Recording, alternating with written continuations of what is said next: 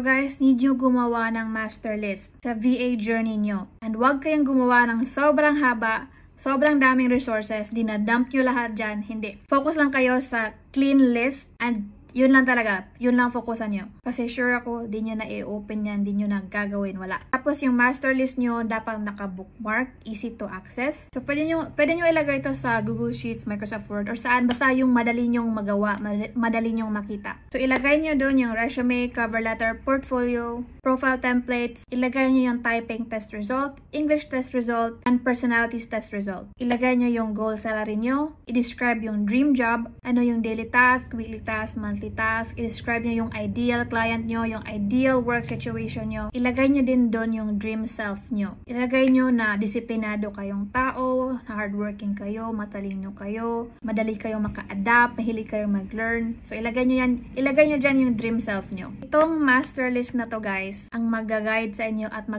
magpapadali sa buhay nyo. Kasi ang stressful mag-apply, for example, kung mag-apply kayo yung sa mga companies na, staffing companies na mga malalaking sweldo, ang daming requirements niyan. At kahit hindi yung mga malalaking sweldo, marami din requirements. So, it's important to be ready at nasa one master list lang yung mga kailangan nyo. Huwag nyo i-skip yung mga typing test, yung mga 16 personalities, at saka yung English test result kasi marami din nag-a-ask niyan. So guys, trust me, babalik-balikan nyo tong master list na to. Balikan nyo yung old notes nyo and masashock na lang kayo kasi na-achieve nyo na. So yun, huwag nyo tong i-skip. Madali lang to guys. Huwag nyo tong i-overthink. And see you sa next lesson natin.